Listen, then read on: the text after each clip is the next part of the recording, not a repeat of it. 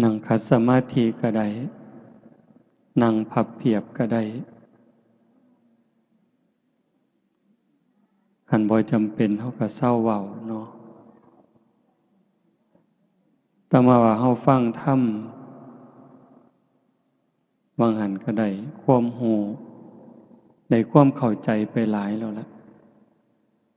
แต่มาเลยคิดว่าบ่เทศน์เนาะพาไม่ออกนั่งสมาธิจักหน่อยก็คือสิดี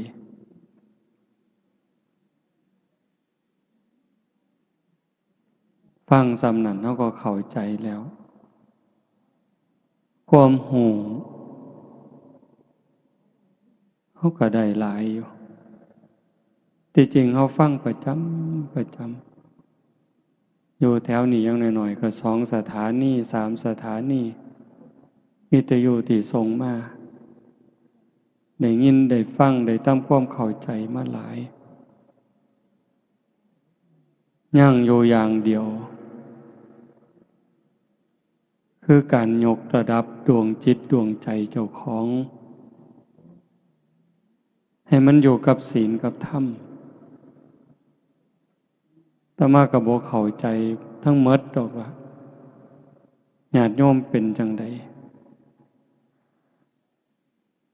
การเป็นการอยู่การดำรงจิตดำรงใจมันเป็นจังใดแน่เพราะว่าแต่ละหม่องแต่ละบอนแต่ละชุมชนมันบ่คือกันเท่าที่อาตมาเห็นอาตมาวิเคราะห์โดยความรู้สึกว่ามันบ่เฮ็ดอีหลีปานใดบ่เว้าถึงผู้อื่นนำเด้เว้าถึงเจ้าของนี่เป็นหลัก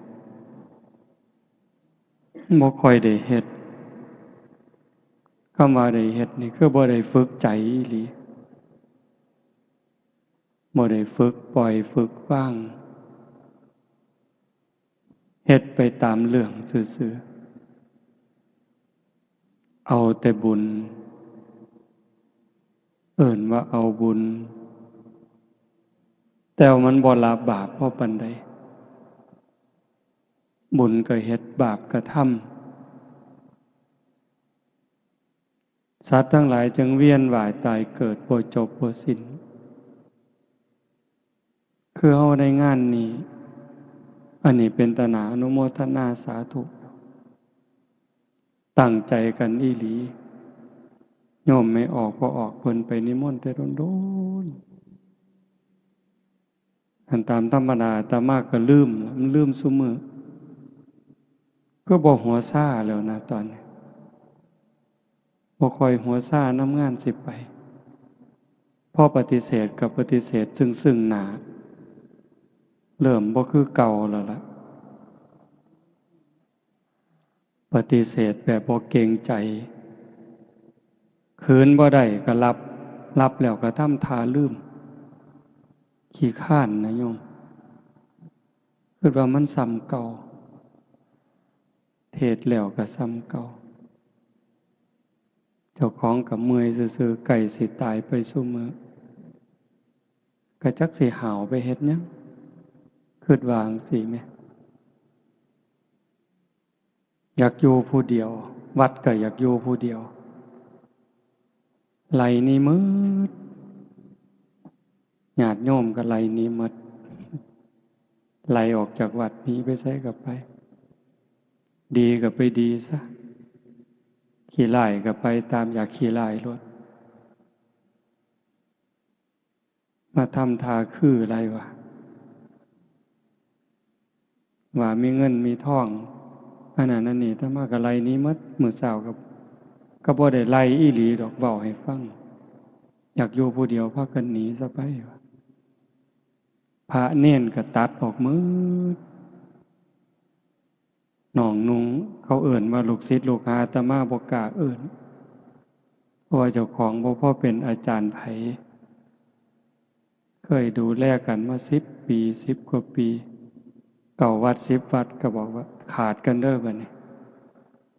ตัดขาดกันหมดจะมาเกี่ยวข้องกันอีก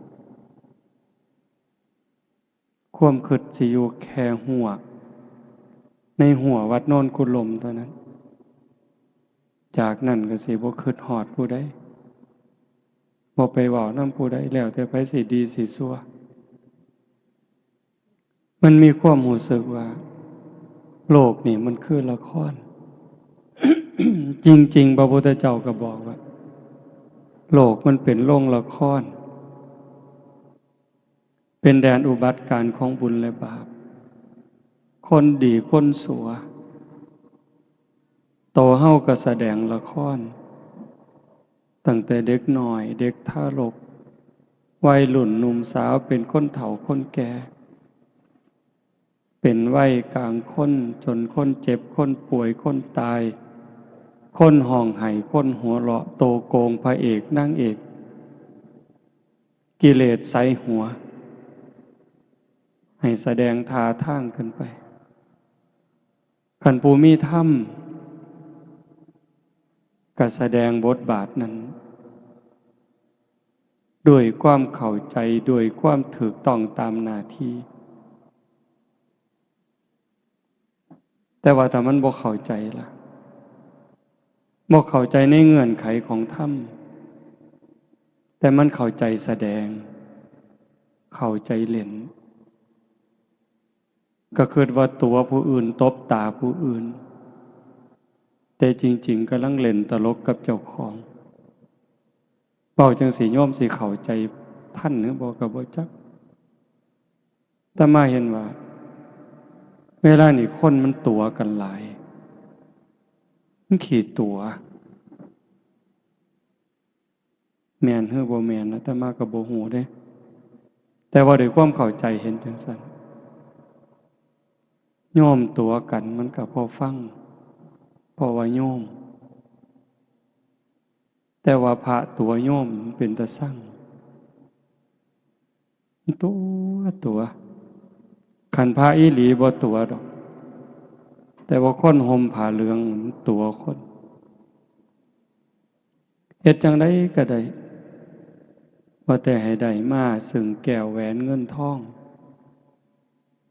อำนาจวาสนาชื่อเสียงยศบริวารลืมสนิทว่าบาปมีบุญมีชาติหน้าชาติก่อนนรกสวรรค์มีลืมนึกถึงคำสอนพระพุทธเจ้าที่เป็นสัจจะเป็นความจริงบ่ได้ตั้งใจว่าสิรักษาบ่ได้ตั้งใจว่าสิสืบทอดคำสอนของพระพุทธองค์ด้วยความเคารพสืบทอดคำสอนของพระพุทธเจ้าด้วยความเคารพด้วยความเถิดทูนด้วยความสักการะบูชามื้อหนึ่งอาตมาว่าอาตมาบ่คือเก่าอยู่ใกล้สิปวงแล้วล่ะเบิ่งทรงมื้อหนึ่งไปร่วมงานครูบาอาจารย์ก็หลายนั่งเบิ่งแล้วก็คิดความคิดนะโยมไล่มาตั้งแต่หัวเลยองค์นี้ก็ตกนรกองค์นี้ก็ตกนรกองค์นี้ก็ตกนรกองค์นี้ก็ตกนรกองค์นี้ก็ตกนรกไล่มาจนฮอดเจ้าขององค์นี้ก็ตกนรกเป็นหยังพอความบ่ซื่อเฮาสวดมนต์บางแรงสุปฏิปันโนปฏิบัติดีพระสงฆ์สาวกของพระผู้มีพระภาคเจ้าปฏิบัติดีแล้วอุชุปฏิปันโนพระสงฆ์สาวกของพระผู้มีพระภาคเจ้าปฏิบัติตรงแล้วญายะปฏิปันโนสงฆ์สาวกของพระผู้มีพระภาคเจ้าปฏิบัติเพื่อรู้ธรรมเป็นเครื่องออกจากทุกข์สามีจิปฏิปันโนสงฆ์สาวกของพระผู้มีพระภาคเจ้าปฏิบัติสมควรแก่การต้อนรับแก่การกราบไหว้ แต่ว่าเบิ่งเข้าไปลึกๆไปเนี่ยบ่แม่นบ่แม่นอย่าว่าแต่227เลยตั้งแต่หาข้อก็บ่ครบอาตมานี่ผู้หนึงบ่ครบแม่นหยังก็เลยว่าโอ้ยคือเป็นตาบาปแท้เนาะบอกจังซี่ญาติโยมก็อย่าตกใจเด้อย่าห่อเหี่ยวโยมมันได้บุญหลายกว่าพระอยู่แล้ว บอกแนวนี้ครูบาก็อย่าเครียดคิดบอกเลยคิดโยมหากินเองเนี่ยเขาเจ้าของน้ำเจ้าของพักเจ้าของบักไม้เจ้าของ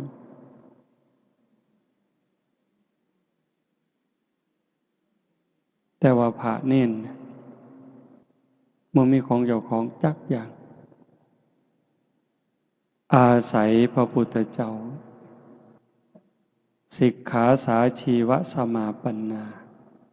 ถึงพร้อมด้วยสิกขาและธรรมเป็นเครื่องเลี้ยงชีวิตของภิกษุทั้งหลายขันบ่มีศีลบ่มีธรรมกลายเป็นโจรไถยะบริโภคสิเฮ็ดจังได๋ก็แล้วแต่ญาติโยมสิหลั่งไหลไปเป็นหมื่นเป็นแสนคนก็ตามเจ้าก็กลายเป็นโจรอยู่คือเขาคันถ้าบ่เอาศีลเอาธรรมเป็นที่ตั้งการเฮ็ดบุญเฮ็ดทานญาติโยมเฮ็ดด้วยศรัทธาอีหลีอีหลอนี่คืองานตั้งใจเป็นแห้มเดือนแห้มปีเด้ผู้ที่มาห่วมคือกันตั้งใจเป็นแห้มเดือนแห้มปีเป็นพี่เป็นน้องในสายธรรมได้คบขาสมาคมถูกใจกันไว้ใจกันเชื่อใจกันมาห่วมอนุโมทนาแต่งสุดขาวมาสมาทานศีลทำวัดสวดมนต์ฟังเทศน์ฟังธรรมเจริญสมาธิภาวนาควบคู่หวังให้เกิดบุญเกิดกุศลกับตนเองซะก่อนเฮ็ดบุญอุทิศก็คือการสร้างบุญให้มันเกิดกับเจ้าของกับโตโยมสู่คนเนี่ยเจ้าภาพลักๆก็คือผู้มีสื่อในกาศแต่ว่าเจ้าภาพสมทบก็คือญาติโยมสู่คนเนี่ยเฮาเป็นเจ้าภาพสู่คนทุกคนคือพี่คือน้องจริงๆก็บ่มีผู้อื่นดอกพระพุทธเจ้าเพิ่นบอกว่าในวัฏสงสารนี้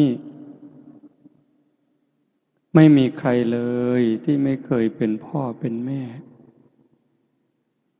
ไม่มีใครเลยที่ไม่เคยเป็นพี่เป็นน้องเป็นญาติร่วมสายโลหิตไม่มีใครเลยที่ไม่เคยเกิดเป็นสามีภรรยากันมาก่อนเมฆใหม่ที่ตอมหลอดไฟเดดลิงไร่ที่ส่งเสียงเขาได้ยินคิดแก๊ดอยู่เนี่ย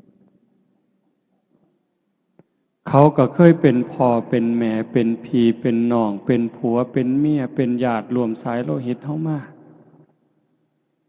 พูดตั้งแต่นรกเวจีจนถึงภวกพรหมแต่เนื่องจากแต่ละคนแต่ละชีวิตแต่ละดวงจิตสร้างบาปสร้างบุญมาต่างกันผู้ประมาทหลายสร้างบาปหลายพูนไปอยู่นรกพุ่นล่องลงมาเป็นเปรตอสุรกายผู้บาปหน่อยจักหน่อยเป็นสัตว์เดรัจฉานบาปหน่อยก็นั้นอีกเกิดมาเป็นคนคือกัน เป็นคนพิกลพิการแข้งขาบ่ดีหูตาบ่ดียากจนคนแค้นผู้บุญหลายจักหน่อย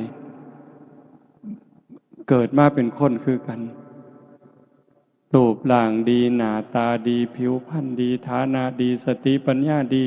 โรคภัยไข้เจ็บหน่อยอายุยืนผู้บุญหลายขึ้นไปเป็นพิเศษเป็นเทวดาเป็นพรหม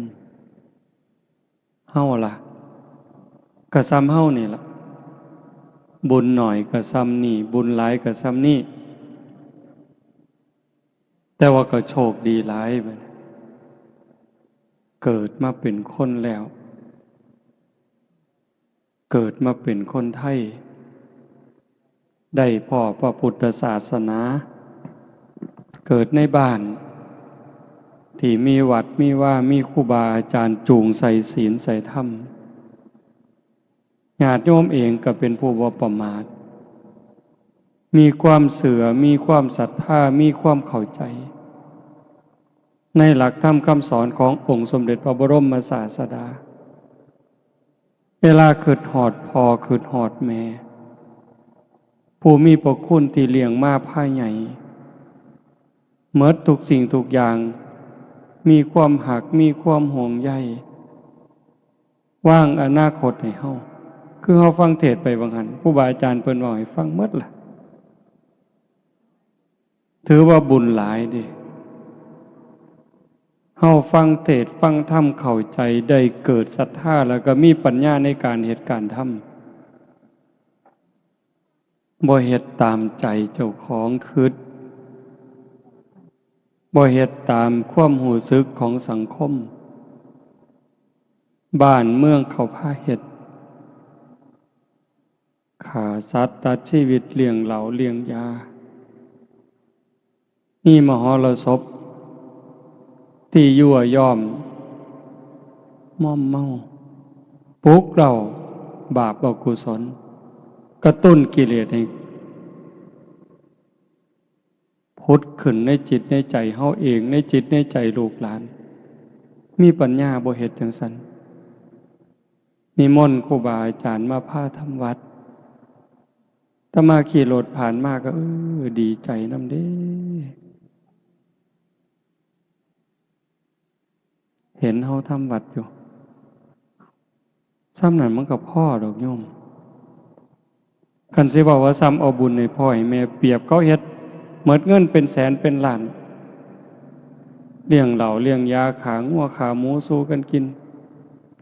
ซ้ำเฮาทำวัดแล้วก็พากันหนีไปนอนมันก็ได้หลายกว่าซุ่มหมู่นั้น100 เท่าพันเท่าแล้วล่ะบ่ต้องเว้าถึงมาอยู่ดึกปานนี้เด้นี่หมายถึงบุญอันเว้าวังหันว่าแม่นเฮาสิทำวัดแล้วก็พ่อหนีไปนอนซะมันก็ได้หลายอยู่แต่มันบ่พอสิคุมจิตคุมใจหรอกเป็นหยังจังว่าซั่นพอเฮายังสิเดินทางอีกอยู่มันได้หลายเพียงแค่ว่าชนะการเฮ็ดบุญแบบนั้นแต่ว่าการสิเดินทางต่อไปในมือข้างหน้าตัวเฮาเองก็ตามบ่จบง่ายๆการเวียนว่ายตายเกิดถ้าหากว่าเฮายังปิดประตูอบายบ่ได้ปิดนรกบ่ได้ปิดเปรตบ่ได้อสุรกายสัตว์เดรัจฉานบ่ได้บ่ปลอดภัยอะโยมตะยานคันเฮาเบิ่งถึงรายละเอียดในคำสอนพระพุทธเจ้าเนี่ยมันเป็นตะยานถ้ามาเทศน์ดูๆเฮาก็จะได้ยินในวิทยุดงย่างก็จะเปิดอยู่บ่ได้เว้าเอาเองเนี่ยนึกถึงคำตรัสพระพุทธเจ้าที่เขาได้ยินดูดอกเตาตาบอดเขาก็ฟังจนเข้าใจคนเฮาเวลาตายจากโลกนี้โอกาสสิกลับมาเกิดเป็นคนมันมีหน่อยซ้ำกับขนงัวซ้ำกับเขางัวสิได้เกิดเป็นคนเนี่ยมีหน่อยซ้ำเขางัวตัวหนึ่งมีเขา2 เขาแต่สิไปตกนรกเปรตอสุรกายสัตว์เดรัจฉานหลายสับ กับขนงัวอันนี้ก็อีกอันนึงแต่หม่องเป็นตะงึดคนนั้นพระพุทธเจ้าเอานิ้วมือนิ้วเดียวนี่ตัดเล็บสันๆเสมอเนื้อจิกดินก็ติดขึ้นมาในเล็บมันสิจัก10,000 เม็ดขันอย่างหลายถามว่าระวังดินในเล็บนี่ถามพระดูก่อนภิกษุทั้งหลายระหว่างเม็ดดินที่ติดในเล็บเราตถาคตกับเม็ดดินในภูเขาหิมาลัยอันไหนมากกว่ากันมันก็เห็นชัดพระภิกษุมันก็ตอบง่ายๆข้าแต่พระองค์ผู้เจริญเม็ดดินในเล็บของพระองค์นั้นมีน้อยนิดเดียวไม่สามารถจะเปรียบเทียบได้กับเม็ดดินในภูเขาหิมาลัยเพราะแต่ว่าจังสัตว์พระพุทธเจ้าเพิ่นบอกว่าดูก่อนภิกษุทั้งหลายฉันใดก็ฉันนั้นสัตว์ทั้งหลายเมื่อกายแตกตายจากความเป็นมนุษย์ในชาตินี้แล้วโอกาสจะได้กลับมาเกิดเป็นมนุษย์อีกในชาติต่อไปนี้มีน้อยนิดเดียวเหมือนกับดินที่ติดในเล็บเราตถาคตแต่ส่วนใหญ่จะไปแออัดยัดเยียดกันอยู่ในนรกบ้างเปรตบ้างอสุรกายบ้างสัตว์เดรัจฉานบ้างมากมายเหมือนเม็ดดินในภูเขาหิมาลัยโยมว่ามันซ้ำเลยภูเขาหิมาลัยเป็นภูเขาที่สูงที่สุดในโลกปัจฉายังกับดินที่ติดเล็บอาตมากับว่ามันบ่บาปดอกคันบ่เชื่อพระพุทธเจ้าฟังความเว้าเพิ่นแล้วก็มาน้อมเบิ่งใจเฮามันความคิดความอ่านความรู้สึกการกระทำทางกายวาจาใจที่ถึงพร้อมโดยเจตนาคนเขาได้ดีนี่เฮาอนุโมทนาหลายหรืออิจฉาหลาย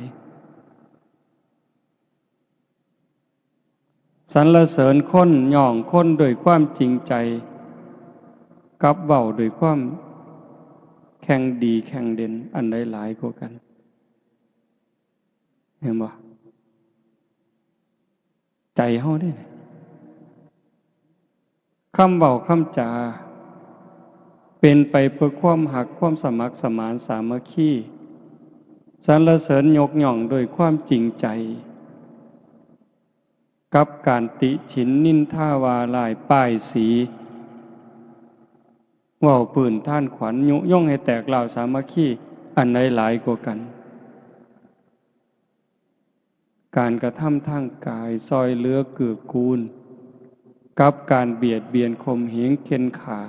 อันใดหลายกว่ากันอันนี้เฮาบ่ฮู้ดอกคนอื่นที่เขาเจ้าบ่สนใจกับศีลกับธรรมพวกที่บ่เชื่อเลยบ่สนใจกับบาปกับบุญกับศาสนาเลยบ่ต้องไปเว้าถึงเฮาซุ่มมักศีลมักธรรมไปวัดไปว่านุ่งขาวห่มขาวเนี่ยโกนหัวบวชชีบวชพระบวชเน้นเบิ่งเอาซ้ำนี้อาตมาได้ยินซุมื้อจนสลดสังเวชบักใหญ่ไปปลายปีบางหันจนอาตมาตัดสินใจเลิกงานปริวาสนี่เศร้าจัดงานปฏิบัติธรรมเศร้าบ่เป็นประโยชน์จังดอกได้แต่เงินนั่นล่ะหาได้คิดว่าจังซั่นได้แต่เงินกับคำหย่องซุ่มบ่ฮู้เขาก็ว่าดีซื่อๆแต่โตเจ้าของฮู้ยักหยังคิดปานนั้นนะโยมเห็นการเป็นอยู่ของโลกของสังคมเห็นความเป็นไปในวิถีชีวิตเป็นหยังก็เป็นจังซั่นมันเข้าไปกวนพระกวนเน้นเนี่ยมันไปทั้งโทรศัพท์เนี่ยทางเฟซทางไลน์เล่นโดยเพ้อโดยประมาทพระบางองค์ก็เจ้าก็สื่อเป็นคนสื่อกล้าเว้ากล้ายอมรับมาเว้าให้ฟังมันเป็นหยังแน่ในเฟซในไลน์ ที่พากันไปเล่นสื่อสารโยมบางคนก็ไปแอบเบิ่งไปจอบเบิ่งเขาว่ามันมีวิธีจอบอยู่พระองค์นั่นครูบาอาจารย์องค์นี้เป็นจังไดโพสต์ขอความจังไดแต่ละมือแต่ละเว้นโอ้ยเลยเกิดสลดสังเวชบักอย่างคักพอแต่คิดจังสั่นก็นึกถึงคำตรัสพระพุทธเจ้าที่ยกตัวอย่างว่าหั่นล่ะโยมก็บ่ได้ย้านพระคือกันเด้ไม่ออกพอออกบ่ปานใดตัวไม่ออกนี่ก็บ่ได้ย้านส่งขอความหาครูบาก็เว้าไปสารพัดแนวอยากเว้าแล้วโอ้บ่แปลกก็เลยนึกถึงสมัยครั้งพุทธกาลพระเป็นลูกเป็นภิกษุแม่เป็นภิกษุณีบ่แปลกกิเลสมันรุนแรงความไก่ฉิดความคุ้นเคยเฮ็ดให้เสียบักหลาย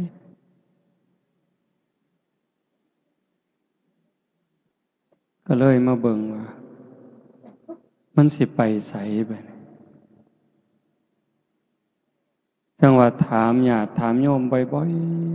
ๆแล้วก็บอกญาติโยมเสมอว่าฮักเจ้าของบ่ให้ฮักเจ้าของหลายๆเด้อรู้ตนเจ้าของหลายๆห่วงใยเจ้าของหลายๆคำว่ารู้ตนเจ้าของฮักเจ้าของห่วงใยเจ้าของนี่อย่าห่วงร่างกายหลายกว่าจิตวิญญาณซุมื้อคนดูแลสุขภาพร่างกายดีหาแนวกินดีๆอยู่หม่องสำบายเสื้อผ้าหนาแพร่ดีๆยาบำรุงยารักษาเขามีหอดคอร์ดชะลอไว้วางมือก่อนนี่บ่มือว่านบ่จักจือบ่ได้ความจำอาตมาเสียไปอีกแล้วปีกายเขาว่าเป็นความจำเสื่อมมันกลับมาเสื่อมอีกแล้วกระสร้างมันดอกก็เจ้ามาเป็นหมอหรอกหมอ2-3 คนเมื่อวันที่31คือส่วนมาสวดมนต์สุดท้ายว่าบ่ได้อยู่ไปเรียนคอร์สเข้าคอร์สอบรมพิเศษคอร์สชะลอไว้ก็แม่นคนซุมื้อพยายามสิต่อสู้กับธรรมชาติต่อสู้กับความจริงเริ่มตั้งแต่ต่อสู้กับความแก่ความเฒ่าบ่ยอมง่ายเด้ตั้งแต่ผมก็บ่ยอมให้งอกมันงอกก็ยอมก็แม่นอยู่อยากให้มันงามก็บ่เป็นหยังหนังเหี่ยวก็เฮ็ดให้มันบ่เหี่ยวก็แล้วแต่สิหาวิธี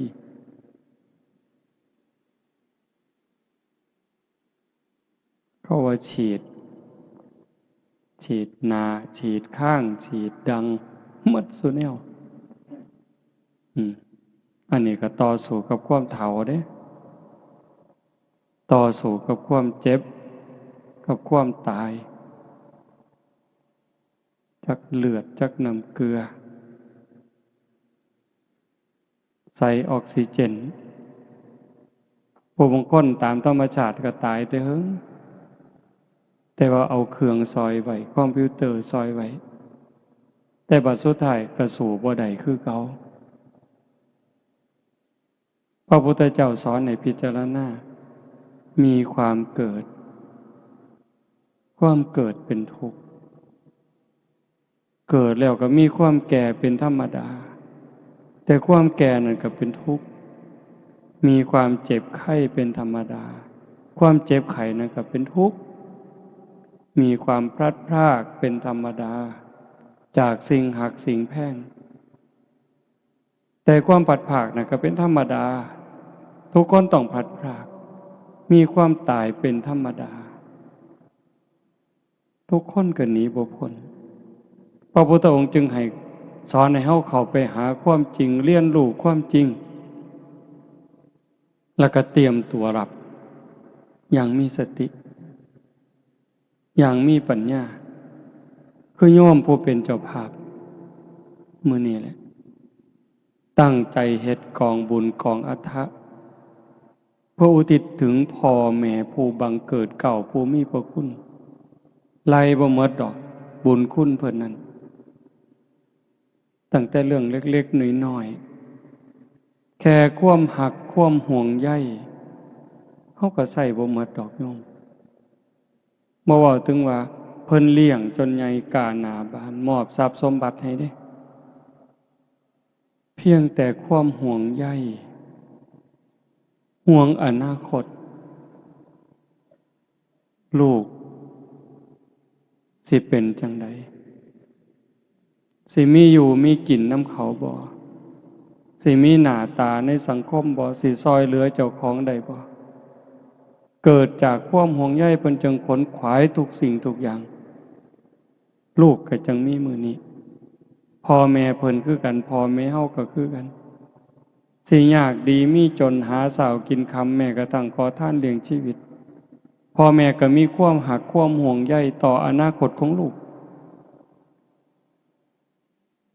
เห็นบ่จังซั่นเฮาได้ตั้งใจเฮ็ดกองบุญกองกุศลเพื่ออุทิศถึงเพิ่นนี่มันถูกแล้วที่เฮาบ่เฮ็ดตามเขาว่าบ่เฮ็ดตามกระแสของสังคมเฮาพยายามสิเฮ็ดตามคำสอนพระพุทธเจ้ามันเพียงพอสำหรับการให้ทานสิเกิดบุญเกิดกุศลนี่โยมสิฟังอาตมาเว้า2อย่างมันพออีกอันหนึ่งก็ว่ามันบ่พอสำหรับการเฮ็ดบุญมันพอแล้วสำหรับการสิอุทิศส่วนบุญส่วนกุศลเฮาหาพระอริยเจ้าบ่ได้เฮาก็หาครูบาอาจารย์ที่เฮาคิดว่าเพิ่นมีข้อวัดปฏิบัติงดงามตามสมควรพาฝึกพาหัดเว้าให้ฟังเฮ็ดให้เบิ่งแม่ชีแม่ขาวมีความสำรวมกายวาจาใจเฮาหาได้ดีที่สุดในเวลานี้นอกจากการให้ทานเฮาก็มีการสมาทานศีลรักษาศีลปฏิบัติตามสิกขาบทที่พระพุทธเจ้าเพิ่นตรัสเพิ่นสอนมีการสำรวมระวังกายวาจาใจให้เป็นปกติให้เรียบร้อยให้งดงามอันนี้กลายเป็นเนื้อหน้าบุญเด้นอกจากนั้นตัวเฮาเองก็ได้มีการฟังมีได้การเจริญภาวนาสำรวมจิตสำรวมใจตรงนี้มันส่งผลหลายแต่ที่ว่ามันบ่พอนั่นก็หมายความว่าคันเฮายังปิดประตูอบายบ่ได้เฮาก็ว่างใจบ่ได้อุ่นใจบ่ได้ว่าเฮาสิปลอดภัยในวัฏสงสารเนื่องจากจิตเฮามันกลับกรอกอีหลีรักษายากที่สุดอย่าให้ใจเจ้าของเนี่ยอาตมาก็คือกันความคิดความอ่านแต่ละเวลาหน้าที่เนี่ยบ่อยู่กับหล่องกับรอยแม้กระทั่งว่าเป็นพระ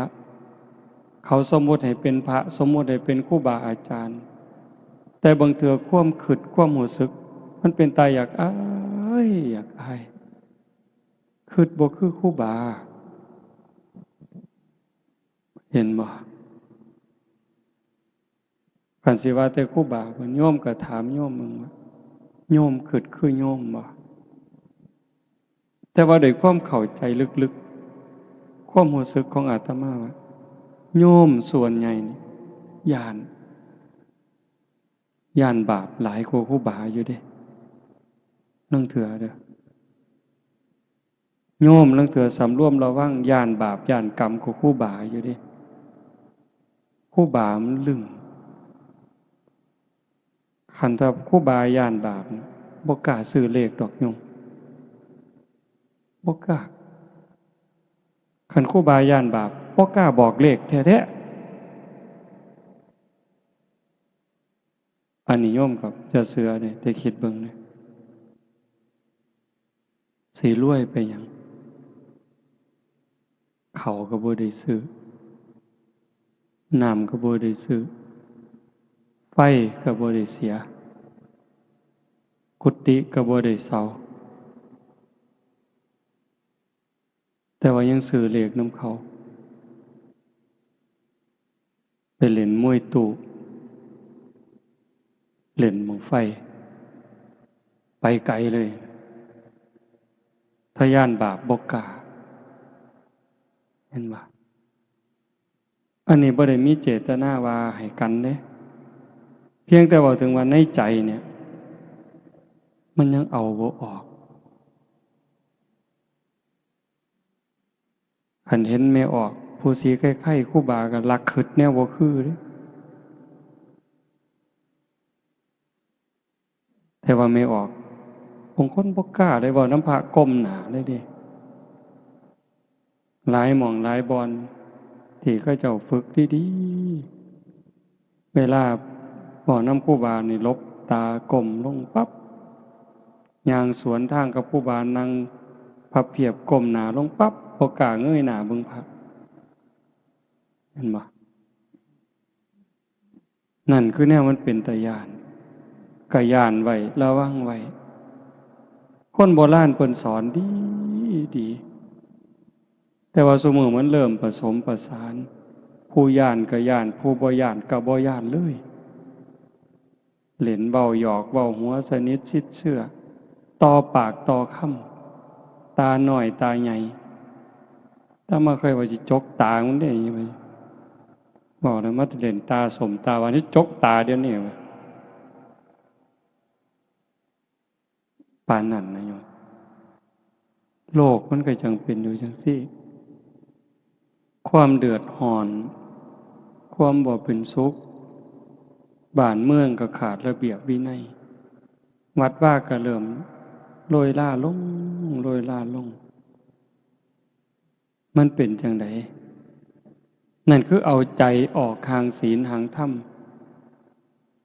แต่บ่ได้หมายความว่าศาสนาหมดบ่หมดบ่เสื่อมบ่มีเสื่อมบ่เคยเสื่อมแล้วก็สิบ่เสื่อมคันเฮ็ดดีเฮ็ดถูกต้องมื้อนี้บุญกุศลคือเก่าคุณธรรมคือเก่าอากาลิโกปฏิบัติได้ให้ผลได้ไม่จำกัดการจังว่าโยมพอออกไม่ออกพากันเฮ็ดงานบุญนี่ดีใจเห็นโยมพอออกเพิ่นนั่งสมาธิตั้งแต่บุญผู้อื่นสิหัวสิหาวแล้วบ่หัวซ่านั่งนิ่งนี่ได้บุญนำเพิ่นโยมไม่ออกเจ้าภาพเพิ่นนั่งนิ่งตั้งแต่มาได้บุญนำจังซี่ถูกต้องไงโยมเฮาเอิ้นผู้ใฝ่ศีลใฝ่ธรรมญาติธรรมผู้เชื่อในบาปในบุญหวังในบุญในกุศลมาตุ่มมาห้อมมันเป็นเวลาสั้นๆ10 กว่าชั่วโมงตั้งอกตั้งใจบำเพ็ญเพียรภาวนาฟังเทศน์นี่สิฟังก็ได้บ่ฟังก็ได้ดอกอาตมาว่าฟังก็ได้บ่ฟังก็ได้เบิ่งลมหายใจเข้าเบิ่งลมหายใจออกคันได้ยินเสียงก็ตั้งสติฟังแค่เสียงมันกระทบหูแล้วก็ดับลงเกิดขึ้นแล้วดับไปเกิดขึ้นดับไปเกิดขึ้นดับไปเป็นอารมณ์ของพระกรรมฐานยิ่งพิจารณาเห็นการเกิดดับของเสียงบุญกุศลแห่งหลายโยมมันเลยจากสมถะสู่วิปัสสนาแล้วจิตใจเฮาสิคลายความยึดมั่นถือมั่นบุญมันหลายกว่าเฮามาให้ท่านเป็นแสนเป็นล้านบุญกิริยาวัตถุ10โยมโยมได้ฟังอยู่ประจำสิ่งที่เฮาเฮ็ดกองอัฏฐะตั้งแต่ผ้าไตรจีวรหมอนสาดกองเข่ากระติบเข่ากระตามหมากยังกระสร้างดอกอันนี้มันเป็นพื้นดีประโทษเด้บ่แม่นบ่ดีเด้ มีอานิสงส์มากมายมหาศาลแต่มันเทียบบ่ได้กับศีลเทียบบ่ได้กับโยมตั้งใจรักษาศีลหาสมาทานศีลหาสำรวมกายวาจาใจให้เป็นปกตินี่มันเทียบฝุ่นบ่ได้เลย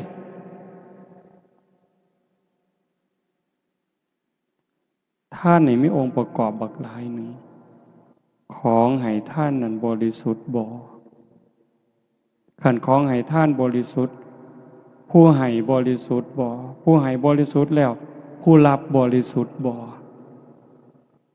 เอาผู้รับบริสุทธิ์ผู้ให้บริสุทธิ์วัตถุท่านบริสุทธิ์เจตนาล่ะก่อนให้คณะให้หลังให้นั่นหลายเรื่องอยู่ดิคุณธรรมของผู้ให้ของผู้รับละเอียดลงไปอีกบักหลายเหตุปัจจัยแต่ว่าการเอาสำรวมกายวาจาใจให้เป็นปกติปั๊บอายสัวกลัวบาปเป็นร้อยเท่าพันเท่าหลายกว่ากันยิ่งมาเจริญสมาธิข่มใจสำรวมใจจากจิตที่มันเคยฝุ่งซ่านไปอยู่กับอดีตไปอยู่กับอนาคตไปหักไปสร้างไปอยู่กับผู้นั้นผู้นี้ให้มันมาอยู่กับเนื้อกับตัวให้มันนิ่งให้มันสงบหายใจเข้าก็เห็นลมหายใจเข้าหายใจออกก็เห็นลมหายใจออกหยาบก็หูละเอียดก็หูสั่นก็หูยาวก็หูเห็นแค่ลมเข้าลมออกหูสิใส่พุทโธยังก็แล้วแต่เห็นรูปเจ้าของนางชัดเจนก็แล้วแต่จิตบ่วอกแวกบ่ไปหน้ามาหลังแต่มันนิ่งสงบอยู่อันนี้ก็หลายกว่าศีลอีกเป็นร้อยเท่าพันเท่าไปแต่กันถ้าเขาเห็นการเกิดดับของอารมณ์เสียงดังขึ้นแล้วก็ดับไปเห็นเสียงมันเกิดดับเกิดดับอารมณ์ที่มากระทบจิตพอใจบ่พอใจเขาเห็นเป็นเพียงแค่สักว่าพอไปยินดียินร้ายเขาอาการที่มันเกิดเบิ่งสังเกตมันเกิดเดี๋ยวมันก็จางไปดับไปเกิดขึ้นก็จางไปดับไปเปลี่ยนแปลงอยู่ตลอดเวลาใจเขาจะเบาลงไป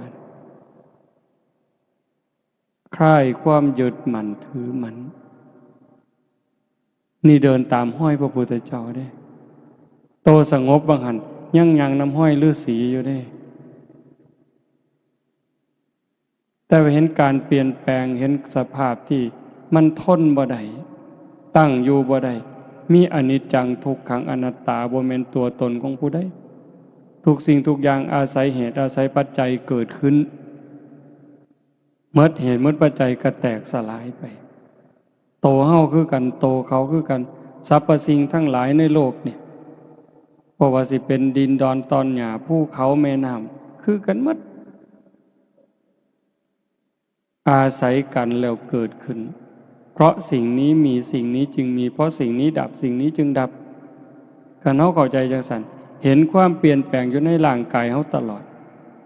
ตั้งแต่เป็นเด็กน้อยมาเป็นหนุ่มเป็นสาว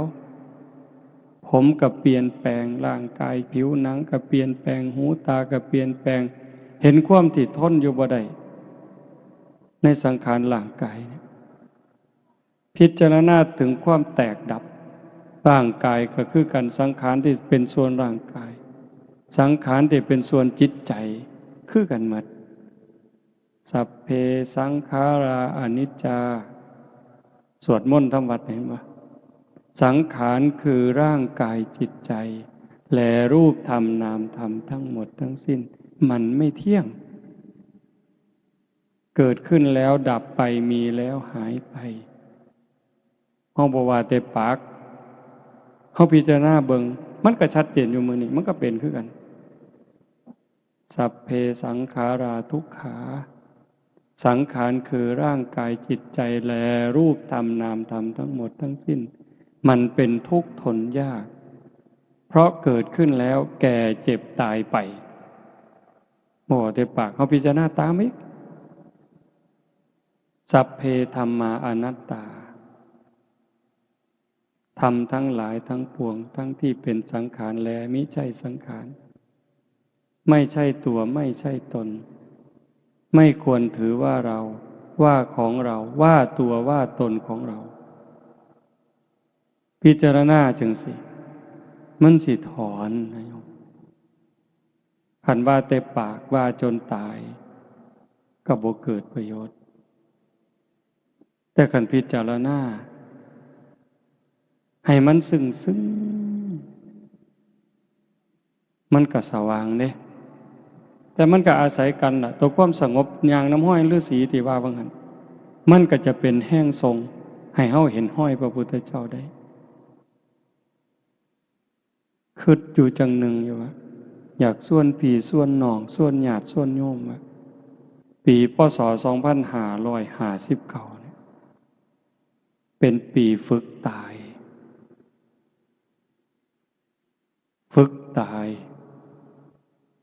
เป็นปีให้เข้าใจธรรมขึ้นกว่าเก่าได้บ่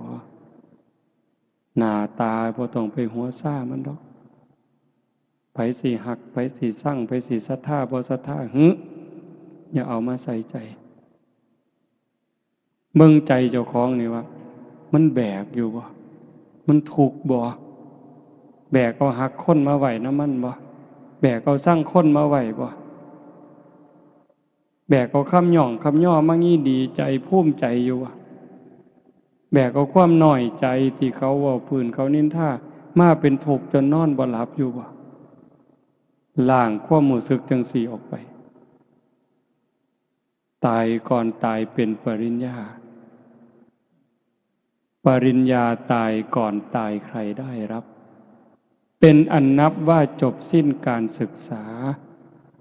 เป็นโลกุตระหลุดพ้นในโลกาหยุดเวียนว่ายสิ้นสังสารวัฏบน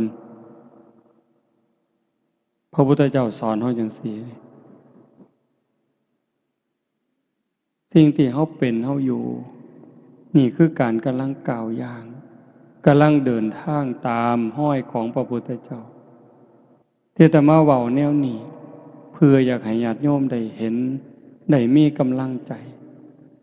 ถึงแม้เฮาสิเกิดถ่ายพุทธันดรก่อนพุทธกาลเฮาได้มีโอกาสสร้างน้ำทำบุญได้มีโอกาสได้ฟังเทศน์ฟังธรรมได้เข้าวัดเข้าว่ากล้าหาญจนกระทั่งนุ่งขาวห่มขาวมาแจกข้าวหาพ่อแม่เนี่ยฟังเทศน์ฟังธรรมเฮ็ดต่าง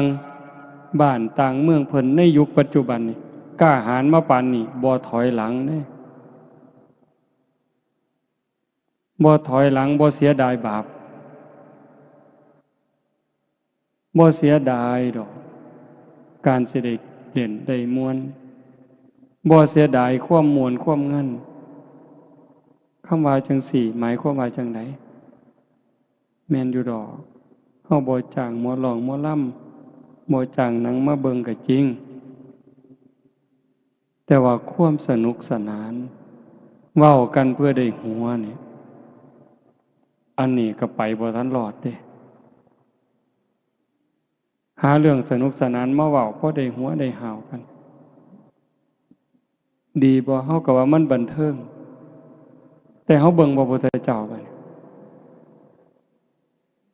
แม้กระทั่งหัวจนเห็นแขวก็บ่มีพระพุทธเจ้าเด้พระสาวกคือกันพระอรหันต์เพิ่นคือกันคันเห็นสิ่งที่แปลกประหลาดสิ่งที่อัศจรรย์อย่างหลายเพิ่นก็เพียงแค่แย้มที่มุมปากเห็นบ่เพียงแค่แย้มแต่ผู้เห็นพระภิกษุนำกันเห็นก็สิถามเป็นหยังอาจารย์ยังเป็นจังซั่นอย่างพระลักขณะเห็นพระโมคคัลลานะแย้มยิ้มที่มุมปาก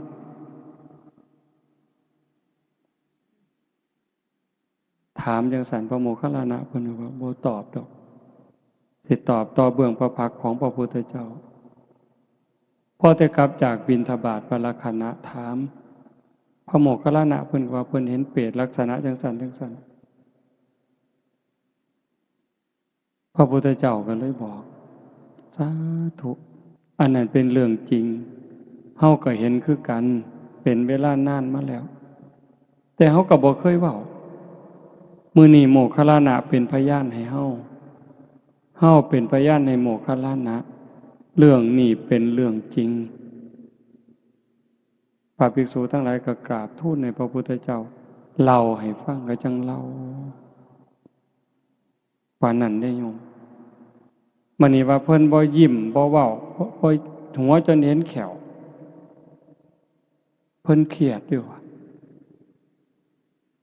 มีความตึงเครียดมีปัญหาหลายซั่นบ่นั่นคือเพิ่นเห็นตามความเป็นจริงคันมันหัวหาวไปปานนั้นนั่นก็คือบ่ปกติบูดบึ้งก็บ่ปกติคือบ่ติดสายบ่ติดขวาบ่บูดบึ้งแล้วก็บ่ล่าเริงจนเกินคันล่าเริงก็เบิกบานในศีลในธรรมผู้เบิกบานมันม่วนในใจได้โยมเบิกบานในใจเด้บานส่ำใดไม่ออกเคยเป็นหนี้คนแล้วใส่หนี้คนหมดบ่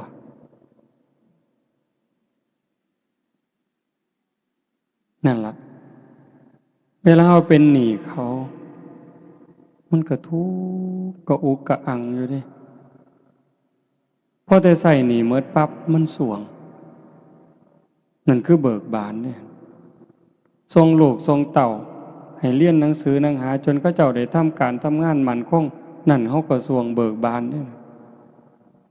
แต่คันเฮาเป็นเจ้าหนี้คนมายืมหนี้เฮาเป็นหมื่นเป็นแสนคิดหวังดอกเบี้ยก็คิดหวังอยู่แต่ว่าสำบายใจบ่บัดนี้มันยืมกู100,000เดือนหน้ามันสิต้องได้ดอก10,000บ่สำบายดอกโยมมันเป็นสีกังวลอยู่ได้ผัวได้เมียคือกันเขาสิคือเราเป็นความสุขแต่มันก็บ่แม่นมันมีความหวงมีความหึงมีความกังวลอยู่หั่นแต่ว่าการที่เฮาได้ปลดภาระปลดเปลื้องภาระมันกลายเป็นความเบิกบานพุทธะคือผู้หูผู้ตื่นผู้เบิกบานเบิกบานในขณะที่มีคุณธรรมตนเองประพฤติปฏิบัติอบรมบ่มจิตบ่มใจจนกระทั่งเห็นว่าพ้นอบายแล้วบ่ตกนรกอีกบ่เป็นเปรตอีกอสุรกายอีกสัตว์เดรัจฉานอีกอย่างหน่อยๆก็เกิดเป็นคนบ่เกิน7 ชาติต้องได้บรรลุธรรมแน่นอนนั่นจิตใจหมดกังวลมันเบิกบานแล้วหูตื่นเบิกบานสะอาดสว่างสงบตรงข้ามกับวุ่นวายสว่างตรงข้ามกับมืดสะอาดตรงข้ามกับสกปรกเฮาปุถุชนนี่ความคิดมันยังสกปรกอยู่บางเทื่อปัญญาก็มืดก็บอดหาทางออกบ่ได้วุ่นวายอยู่ตั้งเทื่อนั่งสมาธิตัวตรงคือแต่ว่าภายในใจวุ่นวายเหตุจังใดบัดนี้ญาติโยมเฮาสิก้าวไปสู่จุดนั้นได้นับเบิ่งวันเวลาของชีวิตที่เหลือไว้มันน้อยอายุที่เพิ่มขึ้นนั่นคือวันเวลาของชีวิตที่เสียไปคันเว้าจังซี่ม่วนบ่บัดนี้ว่าโอ้ยได้อายุ40แล้วได้หลายปานใดปีนี้เพิ่นถามกันเด้ได้หลายปานใดล่ะยายปีนี้80โอ้เจ้ายืนเนาะเพิ่นสิยืนหยังใกล้สิตายแล้วนั่นได้80เพิ่นว่าที่จริงมันเสียไป80เด้อฮะวันเวลาอายุที่เพิ่มขึ้นตัวเลขเพิ่มขึ้นแต่เวลาของชีวิตที่เหลือมันน้อยท่านบ่บัดนี้อันเฮ็ดบุญเนี่ยมันสิพอได้ที่เว้าเนี่ยแม่ขาวแม่ชีโยมพอออกไม่ออกมาร่วมประพฤติปฏิบัติงานกองกฐินเนี่ยอันบุญนี่มันพอได้แต่ว่าการยกจิตยกใจ เพื่อให้สูงจากอำนาจของกิเลสเป็นเรื่องยากอาตมาก็เฮ็ดบ่ทันได้โยมจังว่ามันเป็นตารู้ตนคันเว้าจังซี่เป็นตารู้ตนเจ้าของหลายหลายเป็นหยังเพราะว่าเฮาบ่มจิตบ่มใจยังบ่ทันพอฝึกสติยังบ่ทันพอจิตเฮาเกิดดับทียิบทียิบเพิ่นว่าชั่วรัดนิ้วมือเนี่ยชั่วรัดนิ้วมือเดียวเหยียดนิ้วมือออกก็กำเข้าแค่นี้นี่จิตเกิดดับแสนโกรธขณะ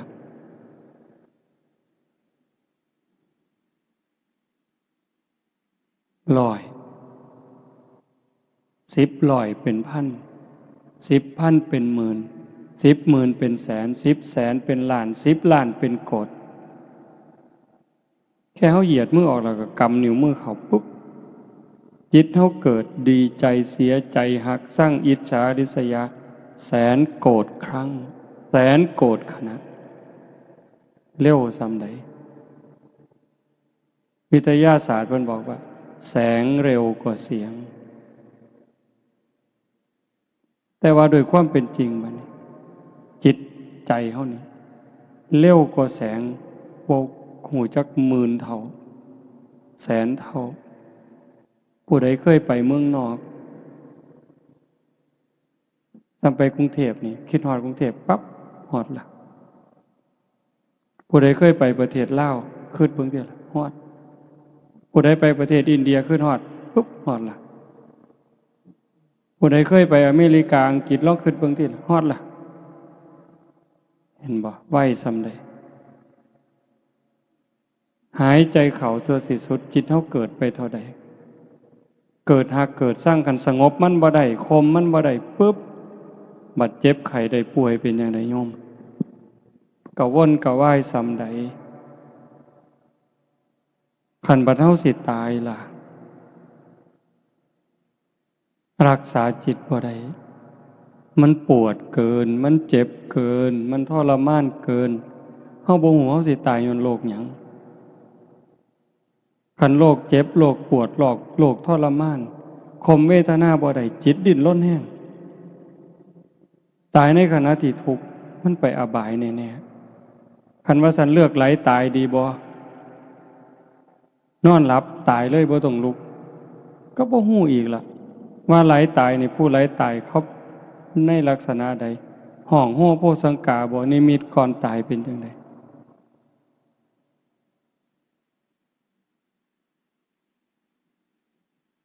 มื้อวันที่31อาตมาขึ้นไปภูเขาหน่อยพระพุทธรูปอยู่นั่นหายามกลางคืนเผื่อมีคนอยากไปนั่งสมาธิพิเศษเอาเฟื่องไปผูกก็นะขี่รถหน่อยขึ้นไปเอาเฟื่องไปว่างเอาเฟื่องไปยายเอาศาสตร์มาปูไต่ฐานพระมันก็มีศาสตร์เอาศาสตร์มาปูล่มมันผันหลายล่มแห้งย่านล่มพัดศาสตร์ปิวผันเห็นไม้ขอนหนึ่งก็ใหญ่เติบเห็นไม้ขอนหนึ่งยาวประมาณคาแขนอาตมาก็เลยว่าเอาไม้มาทับศาสตร์ดอกพอแต่ไปยกขึ้นปั๊บหลดไม่งอดอยู่ในไม้เมืองความเร็วของมันความเร็วของจิตเด้แต่สติตามบ่ทันดอกปั๊บเนี่ยห้องอาตมาลงห้องนี่โป๊ะอันนี้เขาให้สมมุติเป็นอาจารย์เนี่ยเว้าแต่กรรมฐานอยู่เรื่อยเว้าแต่เรื่องการปฏิบัติเจริญสติอยู่เรื่อยลักห้องบ่ฮู้โตไม่ออกโอ๊ยเพิ่นว่าโอ้ยบ่โอ้ยซื่อๆโยนขอนพร้อมจักโยนไปไสบ่ฮู้เด้นั่นน่ะพระองค์หนึ่งก็อยู่ข้างๆโยม2คนก็กำลังซอยจักโยนไปไสอาจสิโยนใส่ตีนเจ้าของก็ได้บ่ฮู้ทีเลยโยนเลยคันสมมุติว่าฟ้าผ่าอาตมาก็ตกนรกคือจังไดก็ตามสมมุติว่าไม่งอดตอดแล้วตายตอนนั้นบวชมา28 ปีได้โยม เขาเอิ้นอาจารย์ลาวีเด้ เขาเอิ้นพ่อครูเด้ขี้ร้ายบ่หมู่เจ้าว่าเห็นบ่ขี้ร้ายบ่นี่เป็นตาอยากอายบ่โอ้ยเป็นตาอยากอายคักเด้อคุยบ่ได้โยมมื้อนี้เฮาไปเฮามาขี่รถขี่เรือไปหันไปนี้สิพากันเปิดเพลงฟังสำบายโอ้ยบ่แม่นดอกโยมกินข้าวกินน้ำสิอ่อนซ้อนน้ำแซ่บอยู่นั่นบ่แม่นหาแค้นเขาตายเด้ไปไสล่ะในเมื่อควบคุมจิตบ่ได้ตรงนี้เป็นตาย้านโยมถ้าเว้าถึงบุญนี่มันคักอยู่แล้วแต่ว่าคนเฮ็ดบุญมันก็ตกนรกเห็นบ่พระนางมัลลิกาพระมเหสีของพระเจ้าอุเทนก็ถ้ามาจำบ่ผิดเราเฮ็ดบุญมาบักอย่างคักบักอย่างหลายแต่จิตดวงสุดท้ายไปเฮ็ดบาปคิดเห็นบาปนิดเดียวตกนรกเอลกาปัตตนาบวช20,000 ปีเด้โยม20,000 พรรษาเด้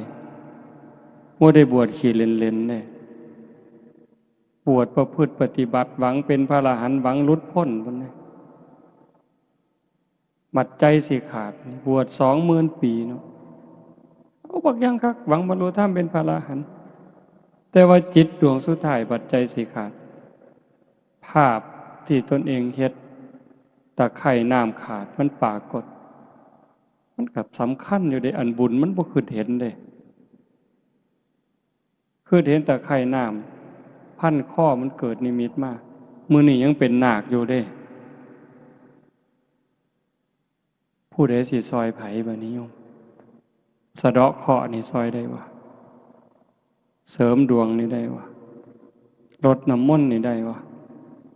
ให้ครูบาอาจารย์องค์นั้นองค์นี้เฮ็ดให้ได้บ่มีทางอัตตาหิอัตโนนาโถ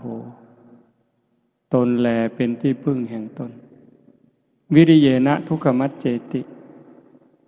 บุคคลสิล่วงพ้นจากความทุกข์ได้ย้อนความเพียรของผู้นั้นเองญาติโยมมาเฮ็ดงานบุญ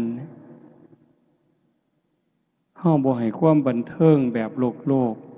ที่มีกิเลสเป็นตัวหนุนเป็นตัวยุมาพาเฮาเฮ็ดแต่เฮาเอาธรรมะของพระพุทธเจ้ามาพาเฮ็ดง่วงแน่เมื่อยแน่อาตมาก็คือกันตั้งแต่ขึ้นมาอาตมา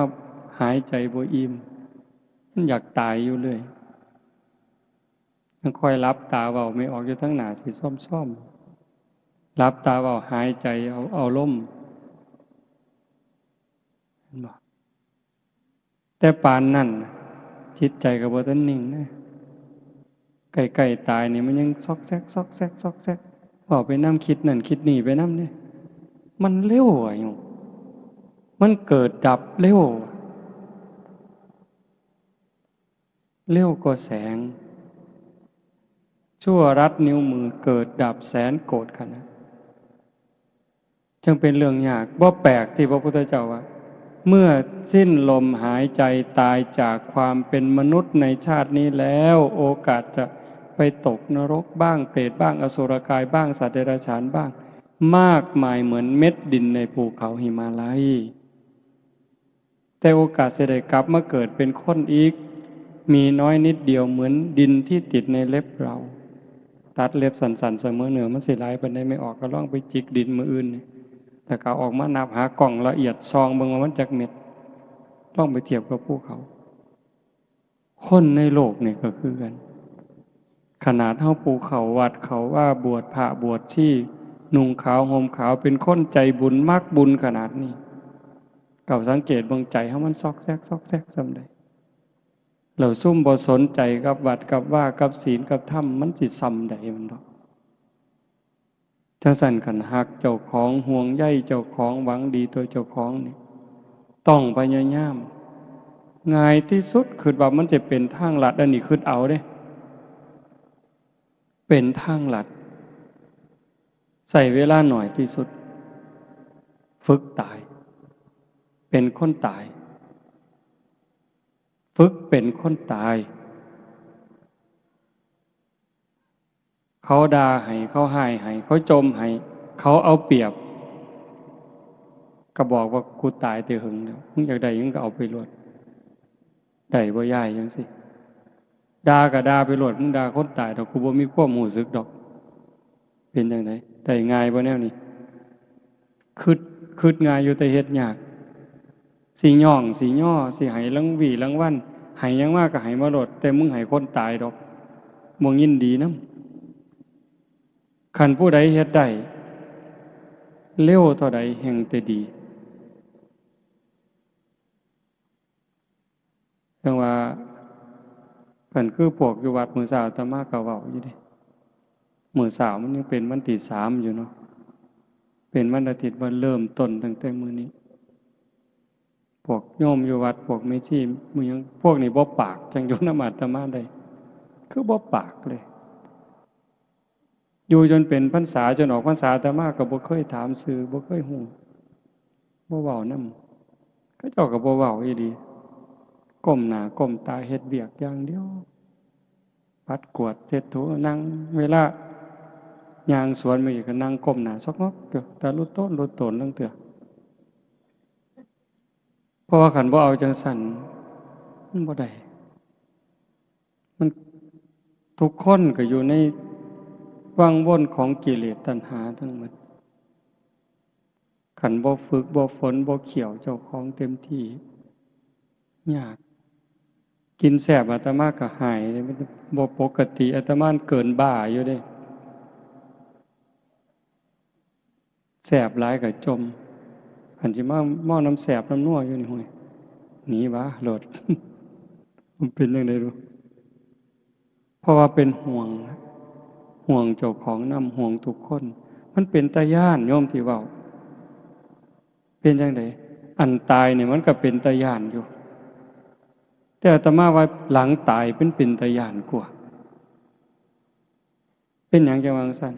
ในขณะที่เฮาเป็นอยู่นี่ทุกข์ใจเฮาก็เคยทุกข์มาแล้วผัวตายเมียตายลูกตายพ่อแม่ตายเฮาก็ทุกข์มาบ่แห้งอ่ะล่ะแม่โยมแม่อาตมาเสียตั้งแต่ปี52คิดพ่อมื้อนี้ลังเทื่อน้ำตายังออกอยู่ดิเวลาคิดอยากให้ขึ้นมาอาตมาก็คิดหาเรื่องซื่อๆเด้คิดเห็นความบอกความสอนคิดเห็นความหักความแพงที่เพิ่นมีเท่านั้นมันก็ไหลแล้วน้ำตาเห็นบ่ทุกข์ย้อนพ่อแม่ตายพี่น้องตายของหักของแพงเฮาเคยมาแล้วเฮาก็ทนได้มันชินน่ะแต่ว่าคันทุกข์หลังตายคันไปตกนรกก็ยุ่งมีหรือบ่มีก็สร้างล่ะแต่อาตมาเชื่อยังอเวจีมหานรกอยู่กับไฟบ่มีช่องว่างของความร้อนไฟคือกับไฟทานกะกะคือไฟแก๊สจัดๆร้อนเสมอต้นเสมอปลายชั่วกับชั่วกันเอาซำใดบางเทื่อเพิ่นก็นรกภูเขาเหล็กกิ่งมาในทิศทั้งสี่เขามากระทบกันบดเฮานี่ขาดเครื่องมุนกับหมองรถอันนี้เป็นตาย้านบ่คันเป็นเปรตหิวตลอดน้ำเลือดน้ำหนองไหลส้มเป็นตาย้านซ้ำใดถ้ามาว่าได้เป็นตาย้านขันมันดีที่สุดก็คือพยายามฝึกฝนอบรมบ่มจิตบ่มใจถอนหักสั่งบ่ต้องได้บ่ต้องเสียคันมันได้ก็สมมุติว่าได้ก็ใส่ไปตามนั้นมีไปตามนั้นแต่บ่เอามาแบกว่าของกูจนเป็นทุกข์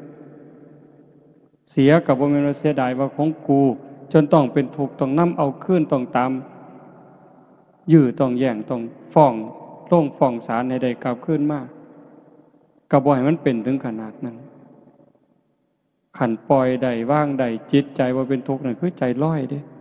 ใจลอยขึ้นสูงขึ้นจากอำนาจของกิเลสตัณหาการทำบุญนี่เป็นพื้นฐานเฮาสวดอยู่ประจำดอกสัพพปาปัสสะอาการนังการไม่ทำบาปทั้งปวงนี่พื้นเบื้องต้นเลยเว้นจากการเฮ็ดบาปเพราะว่าบาป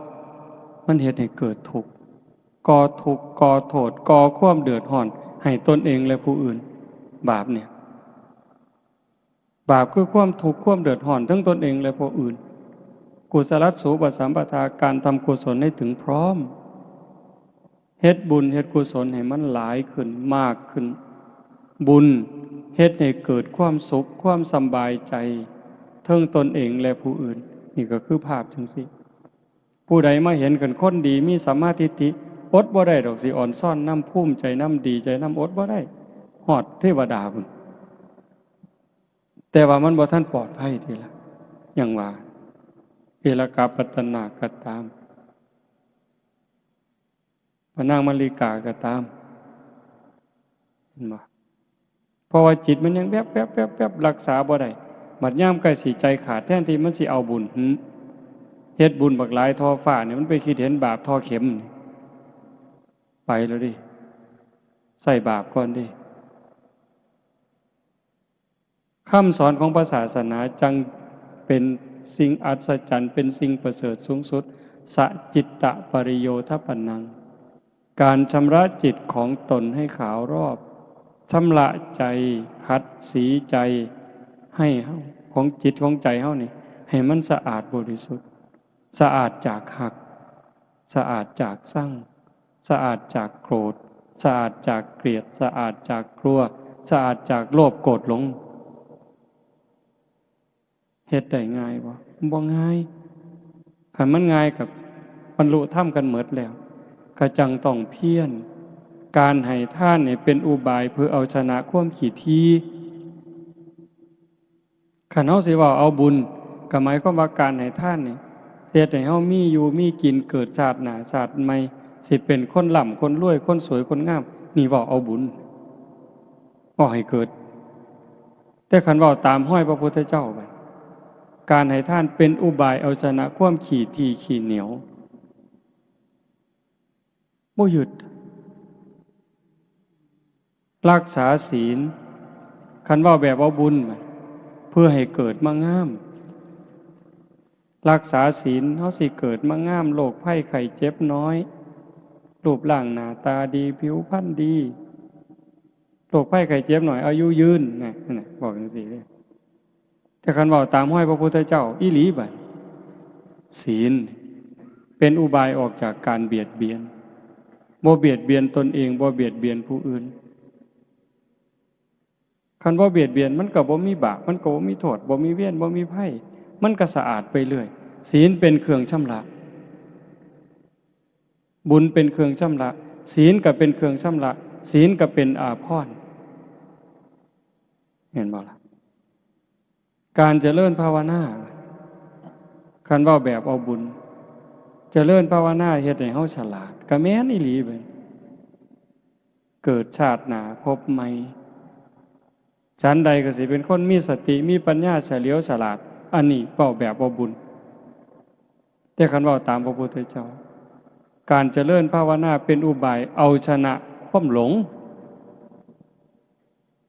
ความงมง่ายเพราะว่าการเจริญภาวนาเฮ็ดให้เกิดสติเกิดปัญญาฉลาดก็จริงแต่คันลึกไปกว่านั้นมันประหารกิเลสได้เกิดปัญญาจนสามารถเอาชนะกิเลสได้งานบุญอุทิศบุญอัฏฐะในมื้อนี้เฮาบวชลูกบวชหลานนำแล้วขบวนการทำนี่ล่ะมันมีครบสิเอาแบบบุญก็ได้เอาแบบพระพุทธเจ้าก็ได้ท่านเพื่อให้ร่ำให้รวยอุทิศถึงพ่อแม่ก็บ่ผิดขันคักไปกว่านั้นท่านเพื่อเอาชนะความขี้ทีคนขี้ทีมันท่านบ่ได้ขันแม่นท่านก็หวังหลายกว่าเก่าไปท่านหาบาทอยากถือเลขรางวัลที่1พูนปวงบ่บัดนี้เจ้าว่า ท่าน10 บาทท่าน100 บาทก็ฟังแต่เขาสิอ่านชื่อคันเขาบ่อ่านชื่อก็นอนบ่หลับยามมื้อเช้าไปถามผู้ใหญ่บ้านเป็นหยังบ่อ่านชื่อข่อยเพิ่นว่าบ่แม่นแต่โยมเด้อาตมาก็เป็นโง่โง่ยังว่าเป็นตาบักกอกเขกคือหยังนี่ ทำบุญจังซี่กันเขาบ่เว้าชื่อถึงเจ้าของมันคือบ่ว่าเพิ่นยังว่าอยู่บัดเขาอ่านให้อาจารย์นาวีบริจาค5 บาทสิซื่นๆขึ้นมาจักหน่อยย่างออกจากหม่องก็คือสิคือเบิ่งติล่ะมันอยู่ในนี่โยมกิเลสนี่มันอยู่ในนี่คันเว้าแม่นแนวเป็นตัวเป็นตนเป็นแต่จับมาขายอีหลีเนาะโยมเนาะมันเป็นแต่จับมันมาจับขาตีใส่ดินพุ่นนี่ผลบ่แม่นมีแต่มันจับขาเฮาตีใส่ดินพาเฮาเกิดพาเฮาตายพาเฮาตกนรกมกใหม่เกิดมามีแต่โลกแต่ไผ่นี่โยมไม่ออกเพิ่นถามว่างั้นบ่ไปเดินทุดงค์นำเพิ่นบ่เพิ่นไปจังได๋ตั้งแต่ย่างขึ้นมานี่ยังกุจุกระจะคันย่างบิณฑบาตมาบิณฑบาตมื้อนึงต้องเซา2 มื้อโยมอาตมาบาปหลายจังว่าคันบางมื้อบ่หาแต่ได้ปานนั้นเด้คันย่างตีนเป้าแน่จักหน่อยย่างหม่องบ่นี่แน่กึกกักมื้อนั้นไปเบิ่งเขาเฮ็ดภูเขาย่างไปซองนั่นซองนี้เฮ้ยบ่พอ10 นาทีไปบ่เป็นแล้วจักเป็นย้อนบาปย้อนกรรมอันใดย้อนผิดศีลผิดธรรมมาก่อนนั่นล่ะก็เลยเป็นแนวนั้นจังว่ามันเป็นตาย้านมันส่งผลทั้งหมดโยมเคยเว้าอยู่อันหนึ่งที่พระพุทธเจ้าเพิ่นบอกว่าขึ้นชื่อว่ากรรมแล้วจะมากก็ตามจะน้อยก็ตามจะไม่ให้ผลนั้นไม่มีสัพพังนรานังสัพพลังสุจินังนะกัมมุนาอากินจนะโมฆะมัตถิขึ้นชื่อว่ากรรมแล้วจะมากก็ตามจะน้อยก็ตามจะไม่ให้ผลนั้นไม่มียกตัวอย่างให้ฟังผู้คนก็สิได้ยินแล้วก็ซ้ำเรื่องใส่เบ็ดเนี่ยซ้ำเรื่องใส่เบ็ดทุกมือก็ได้รับผลบ่แล้วไม่ออกเป็นอยู่ว่ากัดปากเจ้าของนี่แม่กัดลิ้นเจ้าของอาตมาเนี่ยซ้ำกินน้ำก็กัดโยมมื้อเช้าก็กัดข้างนี่กัดพิศพแซ่บปานใดภาษากินน้ำตั้งแต่นอนหลับๆก็ลั่นกึบใส่คือเห็นตั้งแต่ใส่เบ็ดตอนนั้นปากกบปากปลามันสีกมันขาดเนาะสอดก็สอดข้างเขียดเอาเขียดแก่หน้ามาใส่เบ็ดประคอเขากำลังตั้งกกตั้งกอแดดแอมแซมตอนบ่าย 1บ่าย 2นี่ปลาคอมันกินดีเขียดทั้งเตือก็ได้เขียดโมน้อยทั้งเตือก็เขียดแก่หน้ากอข้างมันตีนมันก็ดีดน้ำแจ่มป่ามันได้ยินมันก็มาวิ่งมาโลดสวบกับกินเขียดแต่ว่าปลาก็ติดเบ็ดตั้งเตือก็บ่หอยปากมันหอยข้างมันหอยก้นมันตรงนี้อาตมาเห็นแล้วปากนี่เห็นแล้วก้นก็เห็นแล้วจับแมงกะบี้ผู้ใดเคยเฮ็ดไม่ออกนี่สิบ่ดื้อปานใดดอกเนาะบ่คือซุ่มผู้ชายเนาะแต่เป็นเด็กน้อยนี่จักแนวจังสี่บ่มีผู้ใดบอกให้เฮ็ดได้มันหันมึนเนาะย่องจับปึ๊บดึงก้นออกปั๊บหญ้าเสียบปั๊บปล่อยบาดนี้ม้วนปะโทปะท้าย บัดมันเอาคืนเป็นจังได๋บัดให้มันเอาซ้ำนี่เด้ออย่าหลายกว่านี้เด้อไปอินเดียปีกายขี่รถจากบ้านเฮาไปลงกรุงเทพขี่เครื่องบินไปลงโกกัตตาขี่รถจากโกกัตตามาขยายยังบ่ทันฮอดดอกระหว่างเครื่องทางมันเป็นสีคันๆก็ว่าสีเก่าเนาะเอามือมาซูนปุ๊บปั๊มขึ้นเลยไข้ขึ้นมาจังซี่ซ้ำนี่ล่ะปวดคันๆเจ็บบ่ฮู้จักอาตมาบ่ฮู้ว่ามันเป็นอันใดก็เลยถามคนพระฤทธิ์ดวงทวารเป็นแนวใดมันบ่แม่นมันอยู่ผิวหนังนอก มือที่หามันแตกมันทั้งเลือดทั้งหนองเนาะสอดสบงมาใส่ผ้าจีวรทั้งเหม็นพุ่นมันเน่าเนาะจากนั้นมากก็สิเดือนละเทื่อปวดขั้นกันมากแล้วก็แตกบัดฮอดซุมือนี่หามือเทื่อ4มือเทื่อโอ้ตั้งแต่เอามือไปค้ำมือเลือดแดงจึงครึ่งเอาไปโหลดเด้อเขียดเลยว่ะมึงที่ละโยมภาษาซ้ำนี่ได้นี่อันเธอไปตัดขี่ไก่เดือนเป็นขู่เป็นถังใส่เบ็ดกบเบ็ดปลาแบบนี้โอ้จากมันสิมาเอามือได้เด้นี่ตั้งแต่เป็นเด็กหน่อยก็ย่านแน่บ่ย่านแน่ดอกเฮาก็ว่าอยากให้พ่อแม่ได้กินตั้งแต่เพิ่นมีไก่สิขาไก่สู่เพิ่นกินทั้งย่านทั้งหานเพิ่นตีค่อยๆตีแห้งๆมันยังจะตายยากบัดนี้ปวดหัวสันตัวบัดน่ะอีหลีอะโยมเอาโดนฟื้นตีทั้งเธอสิตีก็ย่านมันตายคันบ่ตีก็ว่าสิกินมันตีแห้งมันห้องก็ย่านมันแต่พอสุดท้ายก็เอาจนตายจนได้หั่นล่ะวะมันจะมาปวดหัวอยู่เลยนี้บ่พ้นดอกยายเล็กๆหน่อยๆจังสิเฮาสิใส่แนวใดถามว่าเฮ้ยยายไปสอนได้ปลาลูกคอกก็ว่าแต่เจ้าของหมานแหละเจ้าหั่นได้หัวขี้โพกระบีบขี้แกะหมานได้เมี่ยงหนังง่อมได้เมี่ยงข้าวสารกับวานใส่ปากโลดดินเงากับหย่ำเลยจักบ้าจักดีเนาะเบิ่งกระไดคนนี่วะโอ้คิดไปจะแม่นมันหลายนั่นติเอ้ยนั่นติล่ะเป็นตารู้ตนเฮาก็อ้างว่าบ่ขันบ่เฮ็ดก็บ่ได้กินก็แม่นอีหลีบัดไล่ตั๊กแตนคืออาจารย์เพิ่นว่าว่าหั่นตั้งแต่เป็นเด็กน้อยเลี้ยงงัวไล่ตั๊กแตนมาหักปีกทะลกกันดีดปีกมันแล้วหักขามันแล้วเอาไปกี้กินแล้วก็แล้วบ่เอามาโยนเล่นเบิ่งติล่ะเบิ่งความบ่ฮู้ทิพย์มาโยนน่ะตีกบเอาของกันนั่นแหมสุดท้ายก็ไปกี้กินนำกันแล้วมาเล่นเฮ็ดหยังจังวะโยนไปแต่ละเทื่อมันสิแค้นหน่อยบ่เจ้าว่าไปอูดแม่งกินนู่นมานี่เอาติเฮ้ยสิเฮ็ดจังไหนไม่ออกสิใส่แนวใดนั่งสมาธิคักๆได้นั่นล่ะจังว่ามันเป็นตาย่านจังว่าพ่อลดก็ลดพระพุทธเจ้าเพิ่นว่าเฮ็ดบาปให้เฮ็ดหน่อยๆลงมันจำเป็นอยู่บ้านนอกเฮาแฮงทุกข์แฮงยากกันบ่ขาก็บ่ได้กินบ่เฮ็ดก็บ่ได้กินแต่ว่าก็ต้องรู้เสมอได้ว่าเฮ็ดทุกเทื่อบาปทุกเทื่อเพิ่นบ่ได้ว่าโอ้ยเจ้าจำเป็นดอกเนาะยมบาลเพิ่นบ่วางซิ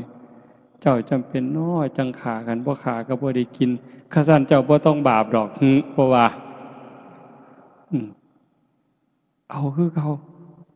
แต่ว่าฝ่าวใส่หนีกรรมใส่หนีเวรเขาโดยการให้ทานนี่ก็อุทิศให้เขารักษาศีลก็อุทิศให้เขาการเจริญภาวนานี่สำคัญที่สุดจังว่ามันเป็นขันให้ทานก็ซ้ำหนึ่งรักษาศีลก็ซ้ำหนึ่งเฮ็ดสมาธิให้จิตสงบนี่ก็ได้ระดับหนึ่งแต่ขันธาวิปัสสนาเห็นการเกิดดับพิจารณาการเกิดดับมันได้เร็วอันนี้จริงบ่จริงเชื่อบ่เชื่อก็บ่เป็นหยังอาตมาได้ยินครูบาอาจารย์เพิ่นเว้าเพียงแค่เฮานั่งสมาธิได้โยมหายใจเข้าหูจักว่าเฮาหายใจเข้าหายใจออกเห็นลมหายใจออกชัดเจนเทื่อนึงใส่หนีกรรมได้6ชาติดับภพดับชาติได้6ชาติดีบ่ขันยุบหนอพองหนอเห็นท้องพองหนอชัดเจนยุบหนอชัดเจน รอบหนึ่งตัดภพตัดชาติไปได้6 ชาติเฮ็ดดูเท่าใดเฮงแต่หน่อยลงเท่านั้นบาปยิ่งหน่อยลงเท่านั้นหมดไปหลายเท่านั้น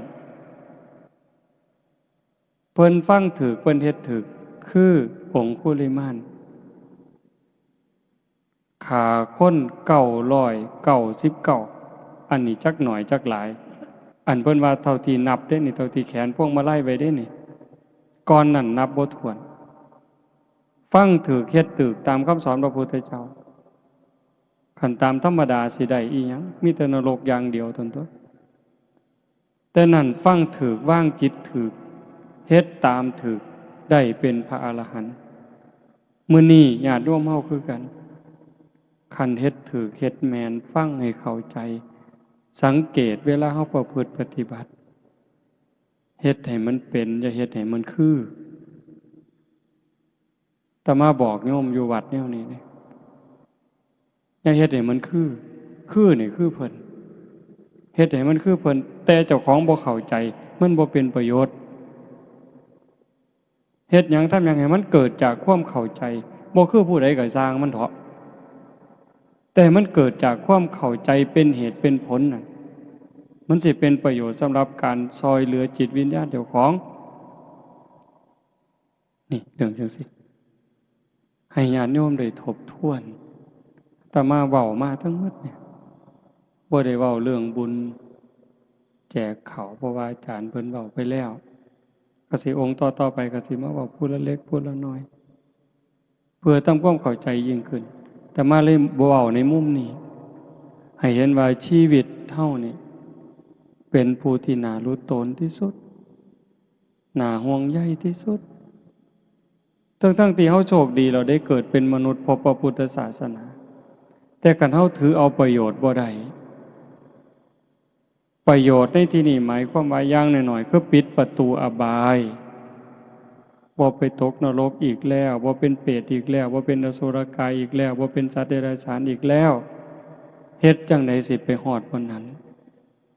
คันเฮาบ่เข้าใจละความโลภความโกรธความหลงบ่ได้มันก็บ่รอดวิธีที่รัดสั้นที่สุดสะดวกที่สุดก็คือพยายามทำหูความรู้สึกคือกับเจ้าของเป็นคนตายแล้วได้ก็บ่งึดเสียก็บ่งึดย่องก็บ่งึดเว้าพื้นก็บ่งึดข่อยตายแล้วนี่นะเฮ็ดจังไดมันสิได้อาตมาก็เฮ็ดบ่ทันได้จังว่ามื้อนี้มาส่วนญาติโยมทั้งเมืองมาหาญาติโยมทุกคนที่มาฟังนำกันเฮ็ดไปพร้อมกันฝึกตายก่อนตายเป็นปริญญาสวนหมกปริญญาตายก่อนตายคันเฮ็ดได้เบาโยมบ่เครียดนำไผบ่สั่งนำไผบ่ม่วนนำไผม่วนนำแต่ธรรมะม่วนโดยบ่ต้องหัวบ่ต้องร้องเพลงบ่ต้องฟ้อนบ่ต้องหยังแต่มันม่วนอยู่ทั้งในเบิกบานอยู่ทั้งในรู้สึกว่าเจ้าของปลอดภัยจากบาปจากอกุศลปลอดภัยจากทุกข์โทษที่ต้องได้รับจากการคิดผิดเว้าผิดทำผิดเพราะว่าทุกสิ่งทุกอย่างที่ออกจากปากเฮาจากใจเฮาจากการกระทำเฮาที่ถึงพร้อมโดยเจตนามันมีความถูกต้องอยู่เสมอให้ถูกต้องมาก่อนดีสิเฮ็ดหยังทำหยังคือกันให้ถูกต้องจังต่อโดยดีงามถูกต้องดีงามอย่าให้มันดีอย่างเดียวคันดีอย่างเดียวบ่ปลอดภัยจังสั่นมื้อนี้ใช้เวลามาประมาณ1 ชั่วโมงครึ่งก็คือสิสมควรแก่การเวลาอีก15-16 นาทีก็สิ6 ทุ่มขออนุโมทนาสาธุกับญาติโยมผู้เป็นเจ้าภาพโยม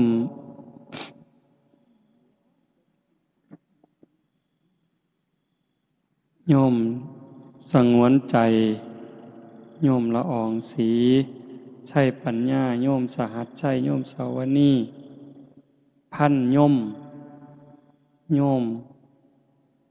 ณภาพร